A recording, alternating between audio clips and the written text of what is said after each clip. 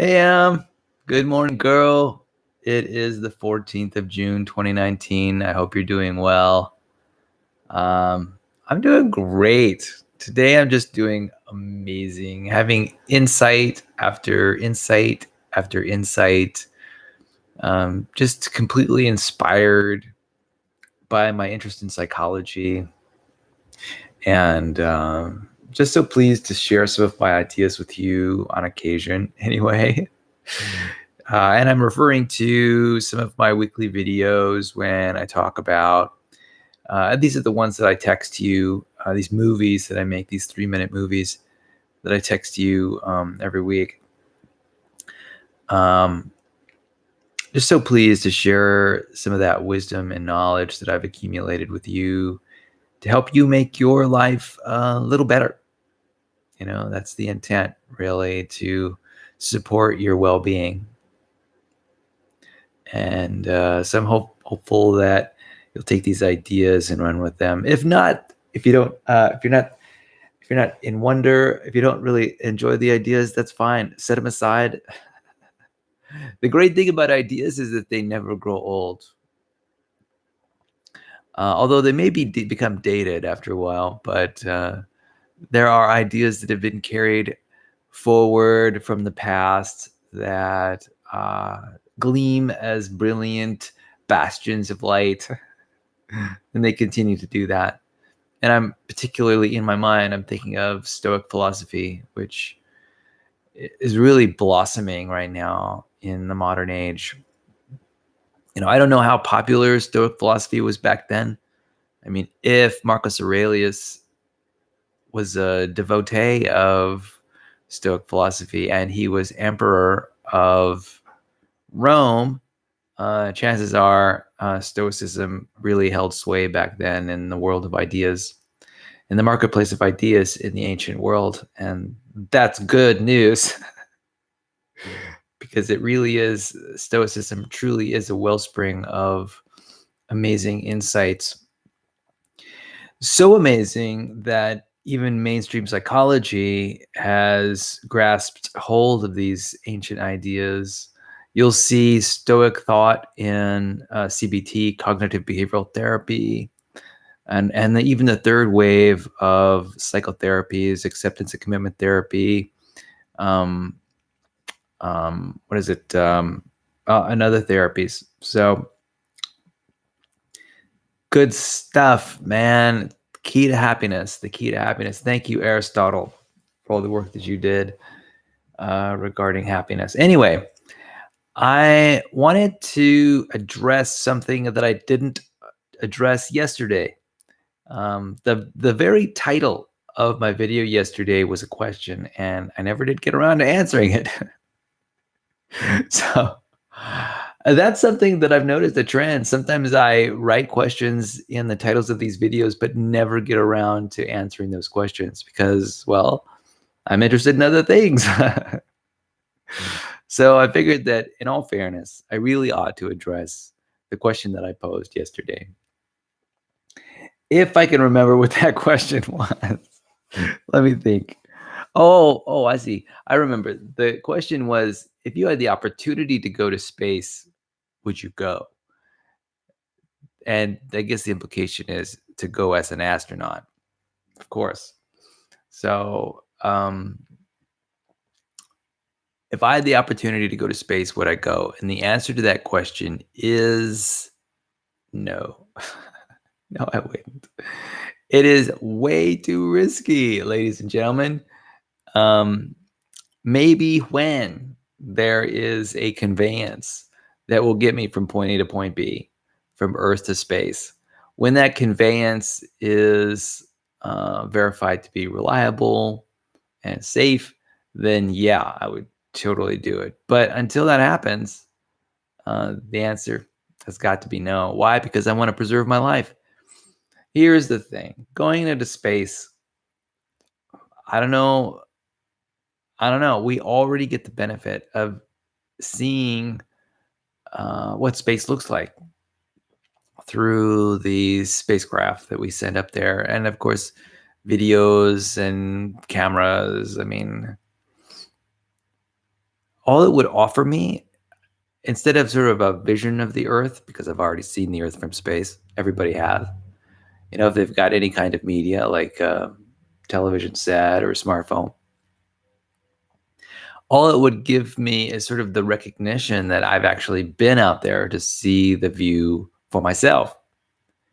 And, I'm not sure what added benefit that would bring to my life other than I could tell others, hey, I've been to space. But, in a way, we're all astronauts. If you think about it, fact is, we're all in space right now. We are true on the planet Earth, but the planet Earth is hurtling through space. Our solar system is hurtling through space. Our galaxy is hurtling through space at incredible speeds. We are in space. We are all astronauts. In a very real way, we are astronauts. Even though we're sort of attached to this planet, we are definitely in space, and we are traveling. Just as we're sort of on the planet in space, the other option would be in a rocket ship in space. That's still being in space. It's just two different environments that are climate controlled, temperature controlled, humidity controlled. But we're still astronauts. So no, I think it would be somewhat arbitrary. So I don't necessarily have, I guess it's from a philosophical standpoint, mostly a very strong desire to become an astronaut. It's just an additional risk with very little gain. There are people who really put a lot of energy into looking at landscapes. Now, that's fantastic. I'm so glad for them. And I can appreciate that, the desire to look at landscapes. Fact is, I'm surrounded by landscapes. When I drive on the 101 between cities, it's so gorgeous. It's beautiful. I get to see landscapes of the mountains, and from the comfort within the sort of the cockpit of my, or the cockpit of my vehicle.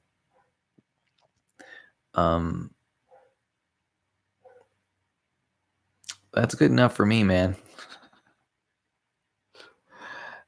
I do have an appreciation for beauty, and I also have an appreciation for place. Certainly being in nature is a wonderful thing and necessary. But then you got to ask yourself, what is being in nature? Seriously, what is being in nature? Well, the fact is, human beings are always in nature. Nature is all around us. If you think about it, nature is everywhere. And what is being in nature? Is it being in a city park? Is it walking to your backyard, walking to your front yard, and walking on the grass? What is being in nature anyway? Is it being up in the mountains, 10 miles away, 100 miles away from anyone else? Well, fact is, nature is wherever you want it to be. Because we're natural beings living in a natural environment all the time. There's no changing that. So I think that this whole idea of going different places to engage with nature and enjoy nature, now it could be flawed, certainly. And there is something to say about being stimulated by your environment. And, I'm certain that the human sense organs are sort of already conditioned to sort of enjoy the natural landscape. And when I say by natural landscape, what I mean by natural landscape is just like being out in the land, instead of on a savanna, so to speak, or in the forest. I'm sure our brain is attuned to being in that kind of environment. And so I guess That is a counter argument to what I'm saying. Being inside of a room all day can be a problem. So yeah, get out of your room, man. That could definitely make you happier. In fact, you know what? That's actually a good rule of thumb. If you're ever feeling upset or sad or angry, my guess is that you're likely indoors when that's happening. Your mind is at rest. You're focused, dwelling on an idea, probably for an overlong time. Open wide the door and step outside the room, step outside your house. And I can almost guarantee you'll get instant relief from the negative feelings, the sad feelings, the lonely feelings, or whatever. Because once you walk out that door, you're confronted with possibilities, right? Of meeting up with different people, having different experiences, and all that uniqueness, all that unscripted freedom is just outside your door. You gotta open the door and get out the door. And that's a great way to go on your own adventure. Do some traveling, do some geocaching. Who knows? Go ride your bike or go for a run. That's all of that is a much better choice than just sitting on the couch surfing the internet or sitting on the couch eating or something like that. That those kind of behaviors are what I'd call dysthemic. Anyway, is that what I would call dysthemic? Yeah, I think so. So anyway, I had another question that I wanted to answer. What was it? Here it is. I think I have it on my Kindle here beside me. Oh yeah.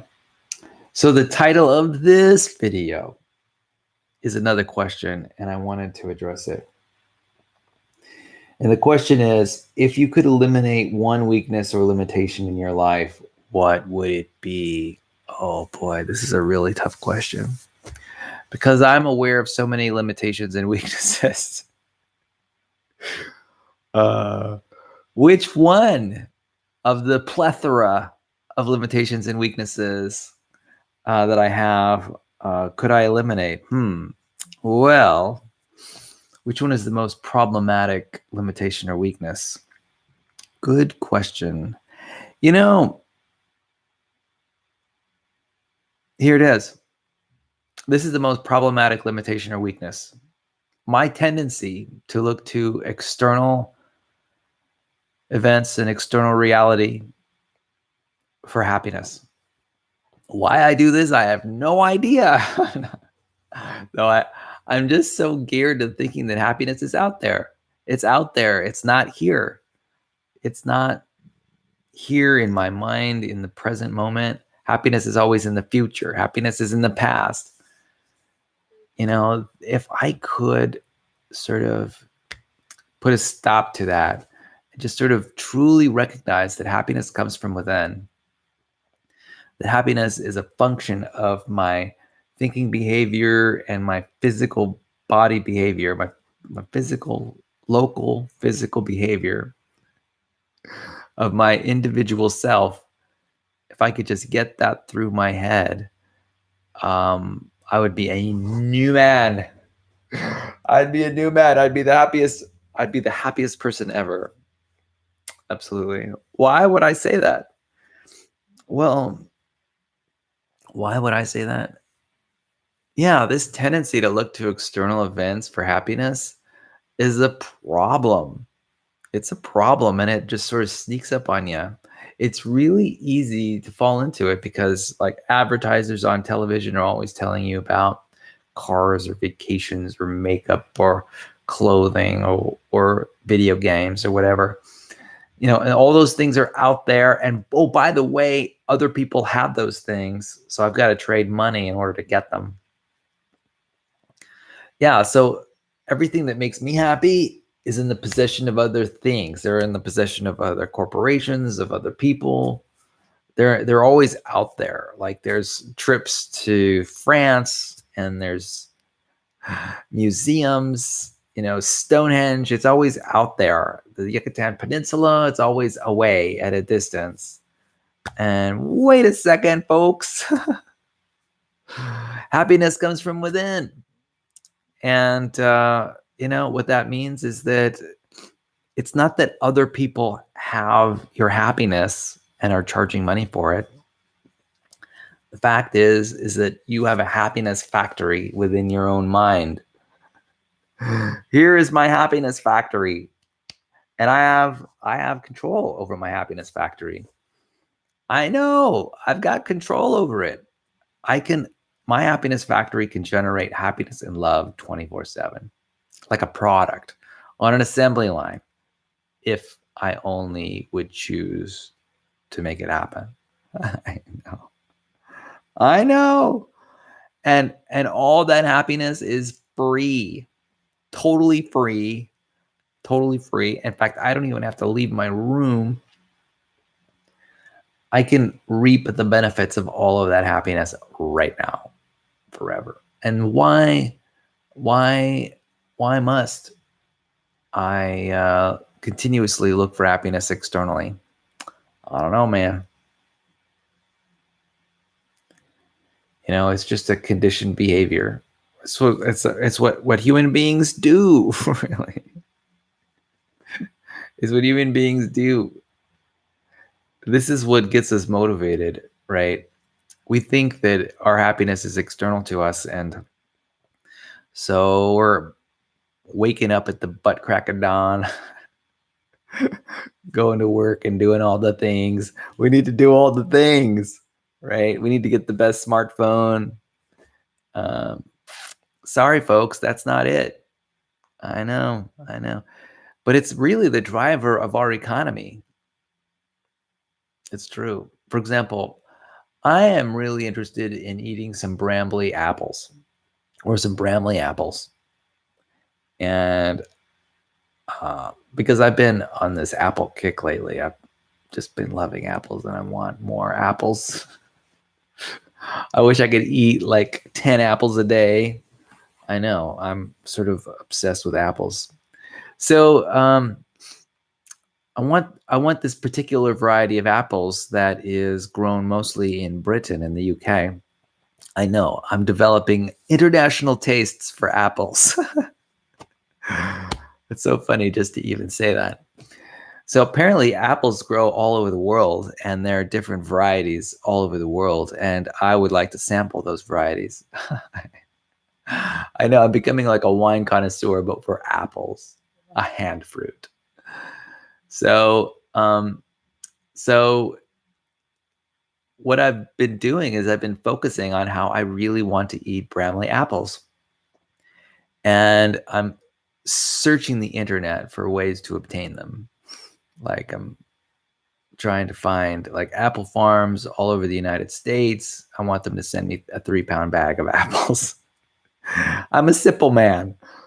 And anyway, I've run up against some challenges. Challenge number one is that it's not the season for apples. Apple picking season doesn't start until August, September, October, November. So it doesn't start till August and it's only June. I got 60 days to wait before I can get my Bramley apples. It's fresh off the tree. So anyway, notice how this is all an external focus. Like, okay, the apple is in Britain. The apple is not going to be picked for another 2 months. The apple is far away. Someone else has it. I've got to pay them to send it halfway across the world to me so I can eat it. So everything is far away. These Bramley apples are far away. And it is a source of happiness, just sort of contemplating eating a Bramley apple and finding it, discovering it, receiving the Bramley apple. I can imagine all these parts of the puzzle happening as I'm planning to get Bramley apples because I want to eat Bramley apples. But it's all out there. Notice how it's all out there. The fact is that the true fact is if I just wanted to be happy, I've got plenty of apples here. Plenty of apples to sample locally. In fact, I don't even need an apple. I can just dream. I can imagine apples. I can draw pictures of apples. I can reminisce about past apples. Well, anyway, I can feel grateful that I live in a world that's so abundant with apples, that I have family and friends with apple trees, apple orchards. I don't know. I could sort of bring in that grasping. It is all about grasping. What if I could just be content in the present moment without apples? Impossible. No, I think it's quite possible. Yeah. This really brings me back to ideas related to Buddhism.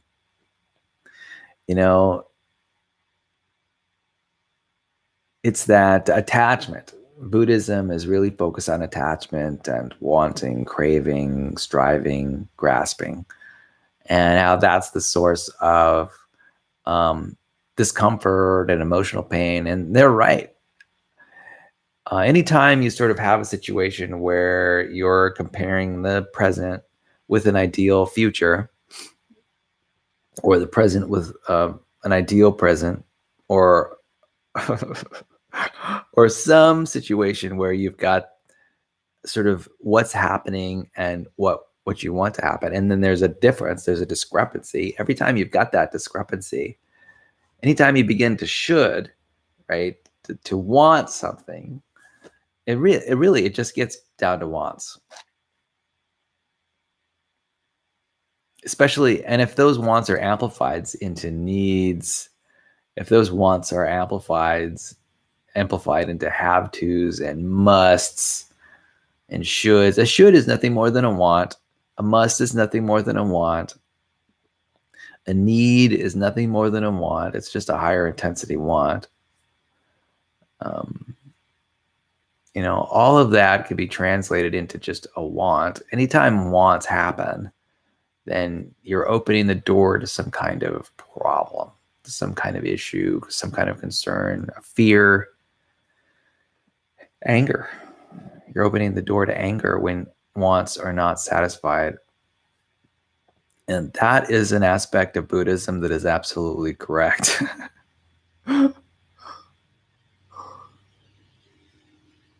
Oh boy.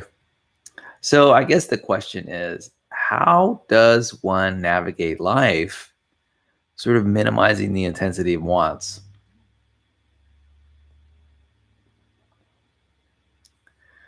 And, also at the same time, sort of maximizing the intensity of gratitudes, having the good things that you have, recognizing the good things that you already have, recognizing what's if the situation is favorable for your well-being, to help you flourish, that itself, to be in an environment where you can flourish, is something to be grateful for. It's about what you already have. Have I answered that question yet? Oh yeah, I did that. I just wanted to see, I'm checking myself because I have a tendency not to answer the questions on the videos that I title these videos. Okay.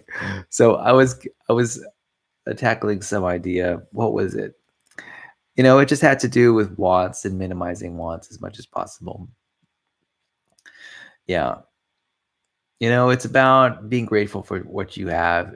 And I have a feeling that I could sort of raise the volume, turn the knob to raise the volume on my enjoyment of the present, my enjoyment of all the benefits that are around me. And there are considerable numbers of benefits. I'm throwing together a costume for the Solstice Parade, which will be happening next Saturday. And to have that opportunity to be healthy enough to walk in a parade, to have that time available to walk in the parade, to have the time, energy, creative resources to put together a costume for the parade, to have friends that give me access to the parade. Boom, they give me, I mean, there's so many wonderful qualities associated with this plan.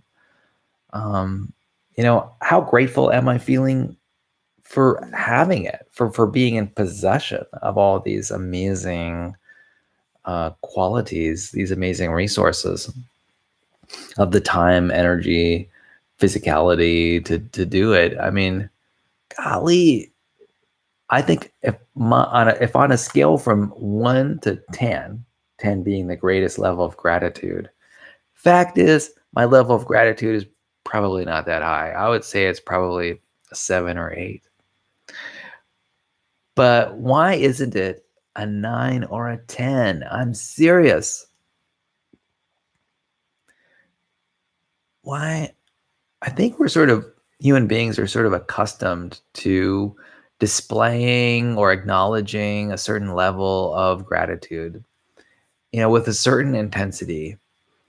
And, I wonder why we sort of gravitate toward that single intensity of gratitude. I think I would like to turn up the volume on my gratitude somehow.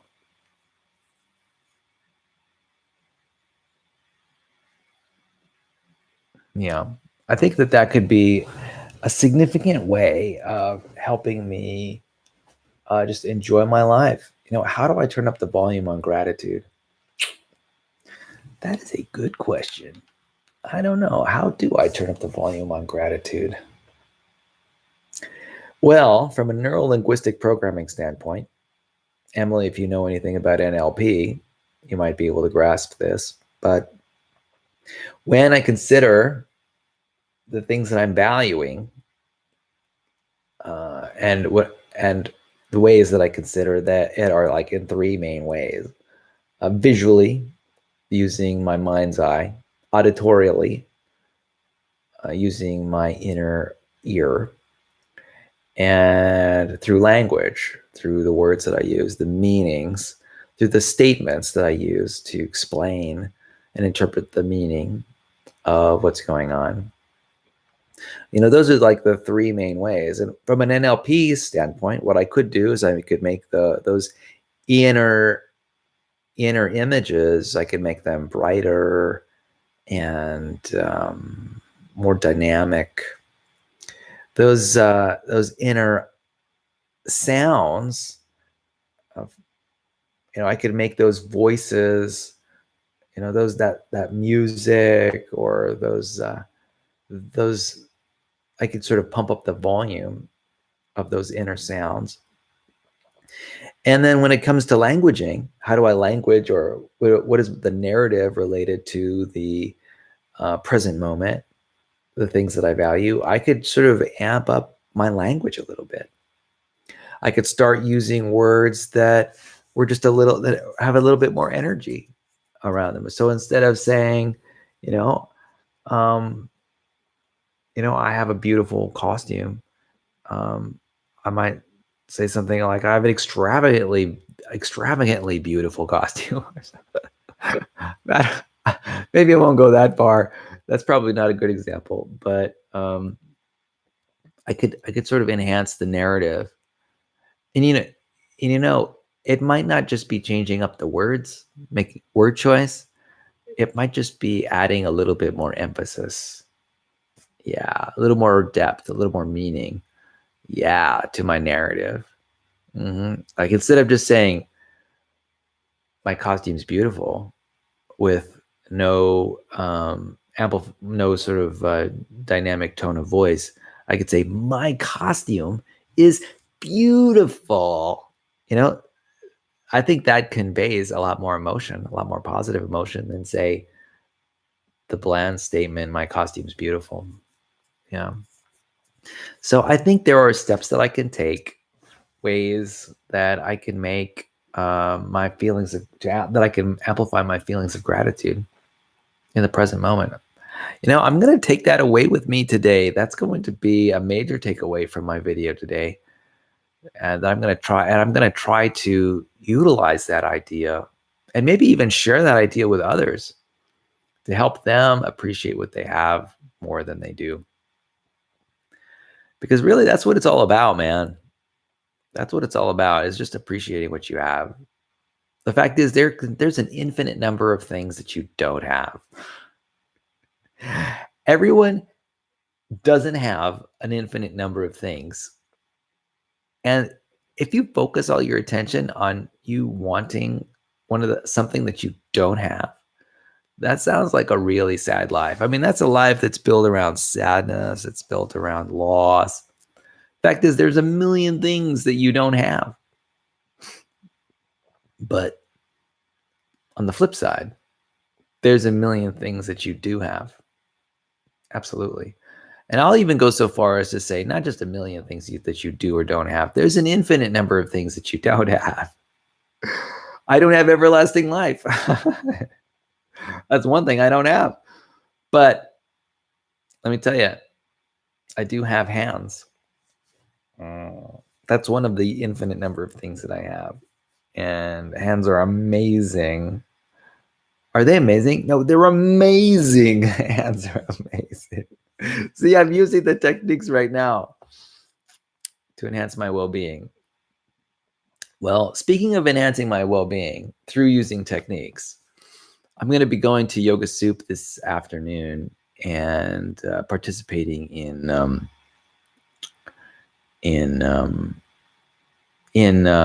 some circling exercises and authentic relating games, some communication games with another group of people who pretty much all of them are my friends anyway. So I'm going to be hanging out with friends tonight in Santa Barbara. Definitely looking forward to that. That's going to be a blast. I love hanging out with my friends. And I hope you have a fantastic Friday night and a fantastic weekend. Maybe I'll see you. This coming Sunday is Father's Day, 2019. And not only is it Father's Day, but I've got this idea that I'm working on. I'm going to invite you to run around the lower loop of the mission, La Prisma mission. We're both runners. You're a runner. I'm a runner. I think we should go running every once in a while. I think that would be a blast. We could have fun. I'd be happy to run around the lower loop of La Prisma mission with you. I think that would be a lot of fun, and it'd be a great way to sort of exercise and meet and join together and just be a closer family. So anyway, that's the idea I have. I hope you have a wonderful day. I want you to know that I love you, and I care for your well-being, and I'm doing my best to come up with ways to support you.